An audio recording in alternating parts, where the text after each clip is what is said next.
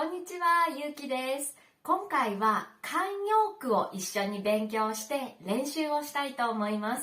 慣用句とは2つ以上の言葉がセットになってこの意味と違う意味を持つ言葉のことです。たくさんあります。例えば、後で練習しますが、馬が合う。これは慣用句の一つです。馬と合うという2つの言葉が一緒になっています。馬とはこのような動物ですね。馬が合うだから馬が一つになる。直訳するとそのような意味ですが、実は違う意味として使われています。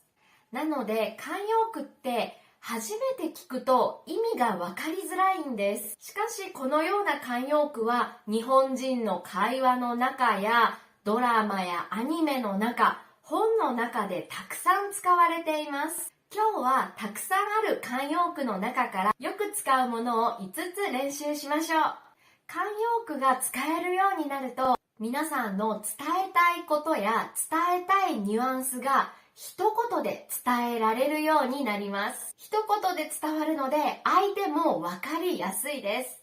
そしてもちろん皆さんの表現力が上がります。ということはつまり皆さんの日本語が上手になるし上手に聞こえるということです。このようないい効果がたくさんありますので、ぜひ今回練習して覚えてください。このビデオでは全部で5つの慣用句を紹介します。まず使い方の例を見て、それから説明を聞きます。そして実際の会話のようなシチュエーションで使う練習をしてみましょう。ぜひ最後までやってみてくださいね。それではまず1つ目です。どうぞ。本当にごめん。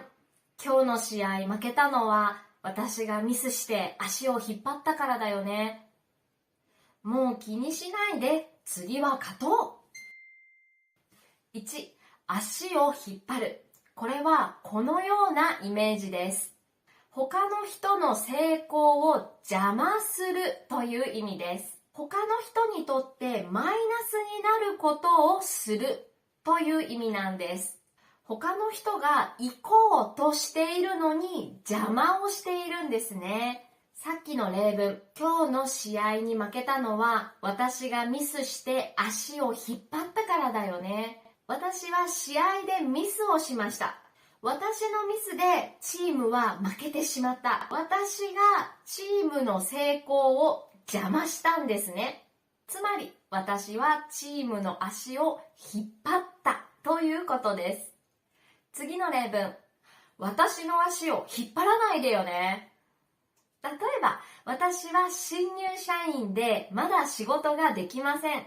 そんな時、ある先輩と一緒に仕事をすることになりました。その先輩は私に言いました。私の足を引っ張らないでよね。つまり、あなた新入社員でしょ？仕事できないでしょ？私の仕事の邪魔をしないでねっていう意味です。ひどい。私はこんなひどい言葉は言われたことはないですが、もし言われたら、その先輩のことはちょっと嫌いになってしまいそうです。さて、次は会話で練習をしましょう。はじめまして、チームリーダーの田中です。これからよろしくお願いします。一緒に頑張りましょうね。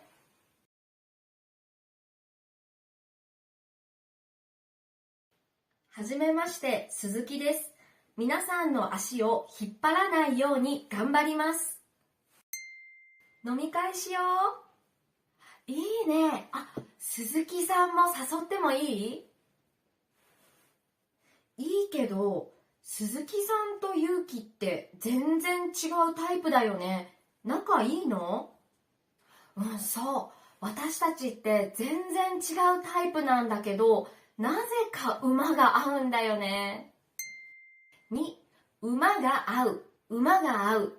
これは気が合う、相性がいいという意味です。一緒にいて楽しい人に使います。馬が合うというのは馬ですよね、動物。この通り、もともと馬と人の関係に使う言葉でした。私乗ったことないんですけど、馬に乗るときって、その馬と人の関係がすごく大切だそうですね。馬と乗る人の相性がいい、関係がいいときに馬が合うと言います。それを今は馬じゃなくって人と人の関係にも使うようになりました。なので反対に相性が悪い、関係が悪いときは馬が合わない、馬が合わないって言うんですね。さっきの会話で私は飲み会に鈴木さんを誘いたいと言いましたね。そして友達がびっくりしました。鈴木さんとあなたは仲がいいの？あなたと鈴木さんは全然違うタイプだよねと言いましたね。タイプというのはいろいろな意味がありますが、ここでは趣味が似ているとか性格が似ているというような意味です。そして私と鈴木さんはタイプが違うんです。でも私は言いました。私たちって全然タイプが違うんだけど、なぜか馬が合うんだよね。私たちって誰ですか？私と鈴木さんですね。私と鈴木さんは全然タイプが違うけれど、なぜか。理由はわからないけれども、馬が合う。気が合う。一緒にいて楽しいということです。例文2。何度話してもあの人とは馬が合わない。まあ、こんな人もいますよね。悪い人じゃないんだけど、なんか自分とは相性が悪いな、合わないなっていう時、馬が合わないと言います。さて、では次は会話練習で使ってみましょう。お、久しぶり。最近仕事どう？新しい上司が来たんでしょ？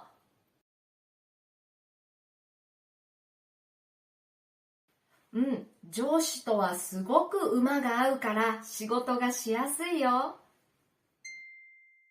それでね、山田さんの鼻からうどんが出てきてさ。え、ちょっとおーい。ねえってば。ごめん。何？どうしたの？今日ずっと上の空じゃん。ごめん、考え事してて。3、上の空。上の空とは何かのことを考えていて他のことに集中できないという意味です。何かが気になって落ち着かない時やぼんやりする時も使います。さっきの会話では私が一生懸命面白い話をしているのに全然聞いていませんでしたね。私は言いました。どうしたの？今日ずっと上の空じゃん。意味はどうしたの？今日はずっとぼんやりしてるね。何か別のことを考えているみたいだね。という意味です。例文2。恋をするといつも他のことは上の空になる。恋をする。好きな人ができるといつも上の空になるんですね。その人のことばっかり考えて他のことが考えられない。集中できないという意味です。かわいいですね。さて、では練習です。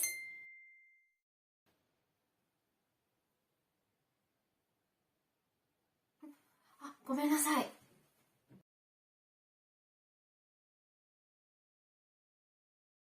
今日どうしたんですか？会議中も上の空でしたよね。実は私の好きなアイドルが結婚してしまって、ショックで。部長、研究データがすべて消えてしまいました。嘘だろ？今までの苦労が水の泡じゃないか。4、水の泡。水の泡になる。水の泡というのはこれです。これってすぐに消えてなくなりますよね。このようなイメージで努力したことが全部無駄になる、なくなるという時に使います。先ほどの会話の例では頑張って作った研究データが消えてしまったんですね。そして部長が言いました。嘘だろ？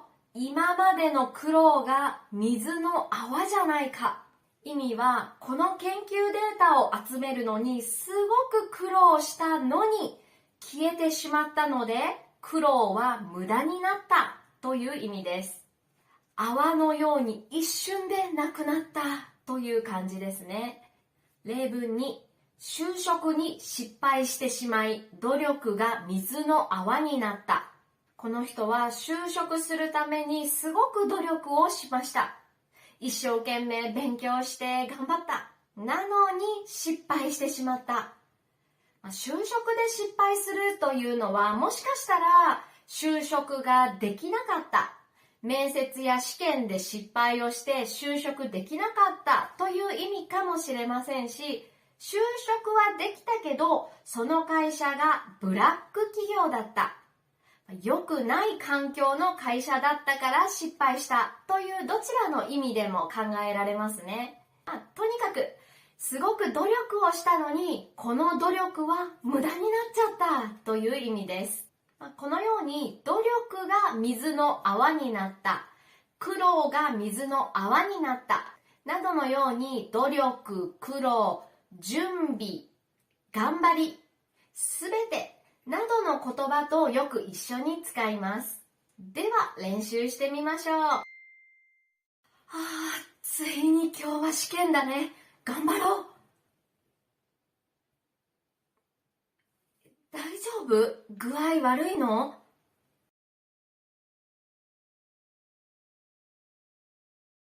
今日の試験を受けないと今までの努力が水の泡になるから。この前のプレゼン、すっごく良かったよ。そうかな？ありがとう。次のプレゼンの準備は進んでる？まあ何も準備してないけど、私ならきっと大丈夫。ねえ、図に乗ってると失敗するよ。5、図に乗る、図に乗る。これは成功したり、いいことがあって気分が良くなって良くないことをするという意味です。何かに成功すると、私すごいって思いますよね。それだけならいいんですけど、その後成功して私すごいという気持ちがあって悪いことを言ったり良くないことをするという時に使います。同じ意味で調子に乗るとも言います。先ほどの会話例では彼女はプレゼンテーションに成功しましたよね。そこまでは良かったんですが、彼女は成功したことでいい気分になって次のプレゼンの用意をしていませんでした。これが図に乗っている状態です。マイナスの意味です。例文に、図に乗るな、お前はまだまだだ。すいませんと言いたくなるような文ですよね。意味は、あなたは図に乗ってはいけないよ。なぜなら、あなたはまだ完璧じゃないからという意味です。では、練習で使ってみましょう。これ、違うわよ。もう、早くして。私はリーダーよ。私の指示をしっかり聞きなさい。ねえ、佐藤さん、最近ちょっとうるさくない？